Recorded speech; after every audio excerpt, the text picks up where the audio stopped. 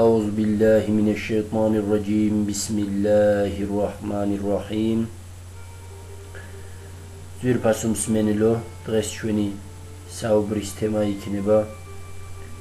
ცოდვებს რა ვუყოთ და ჩვენ როდესაც აქვს საუბრობთ იმედი გვაქვს რომ ვინც მოისმენს მან უკვე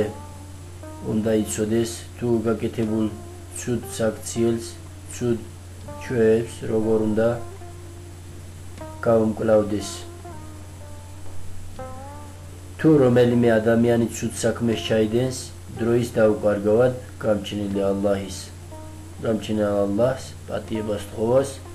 და სიცოცხლის უკანასკნელ წვეთამდე გაკეთებული ცუდი საქმე არ დაივიწყოს იმიტომ რომ ცუდი საქმის დავივიწყარი ადამიანი სრულიად მორწმუნეა ადამიანი თუ ყოველთვის ალლაჰს გაკეთებული ცუდი საქმის პატიებას თხოვს ესეც მისი რწმენისგან გამომდინარეობს ყველა ადამიანი შეცდომას დაუშვებს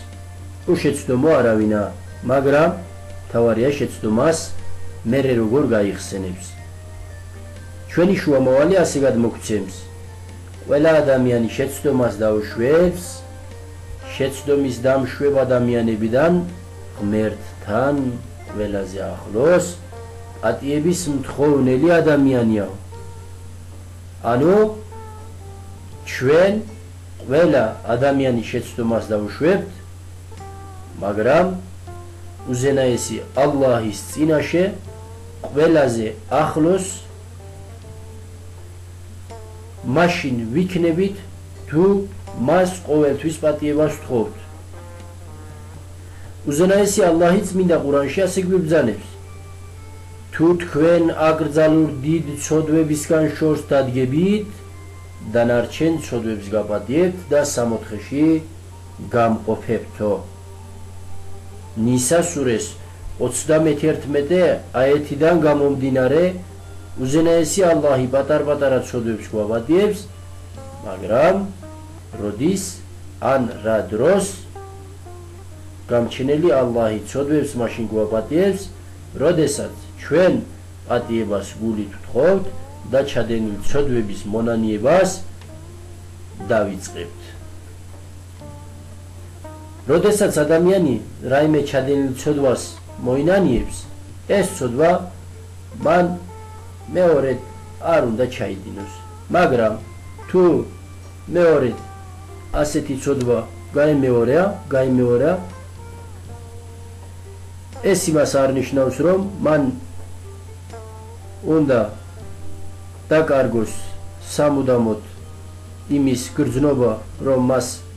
აღარაფერი ეშველება არა მევლანა გვასწავლის რომ 1000 ჯერ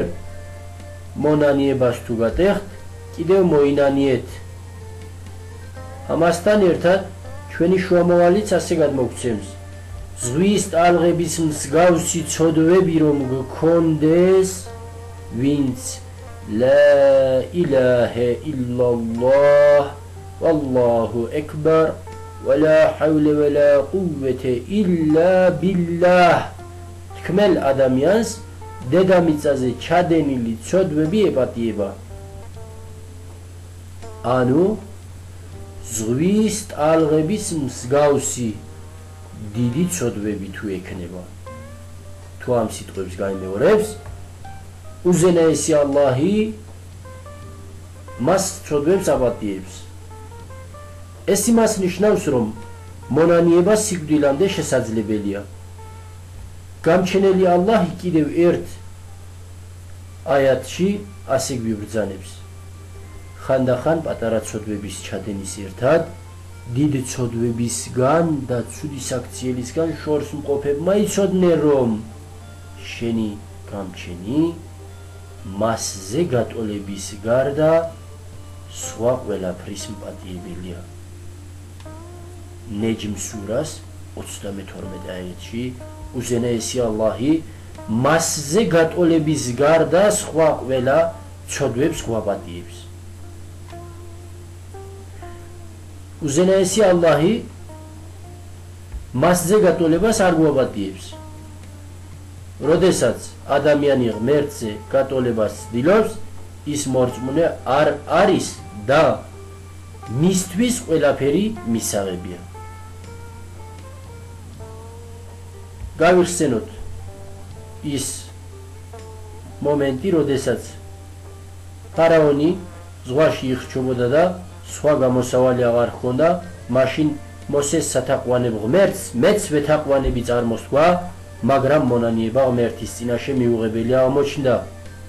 ურწმუნო ადამიანები იმ ქვეყნად მასზე სათაყვანოდ ღმერთს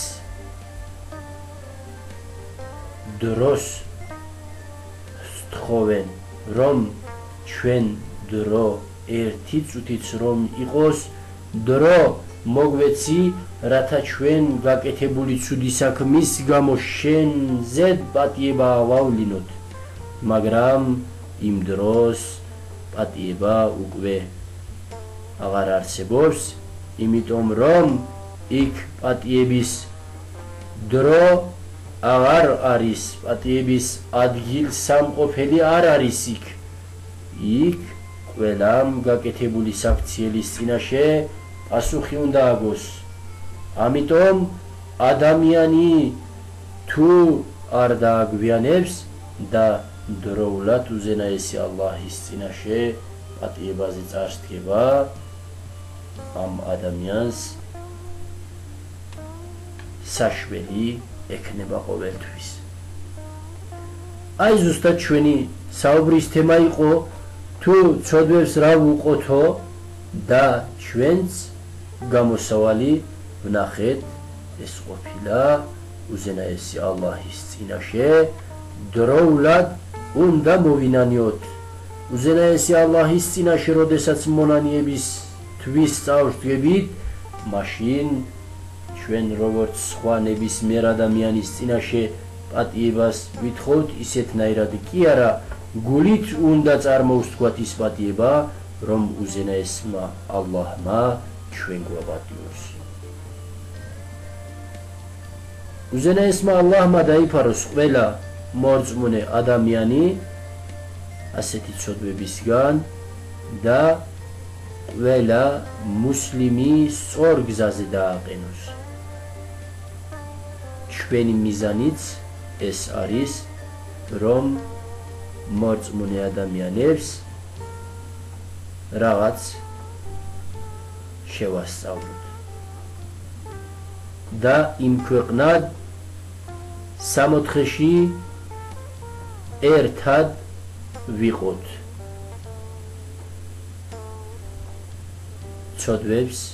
მონანიებით გავისტუმრებთ, ამიტომ ყველა ადამიანი, ყველა მორწმუნე უზენაესმა ალლაჰმა დაიფაროს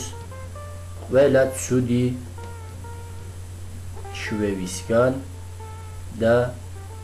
ცუდი საქმისგან.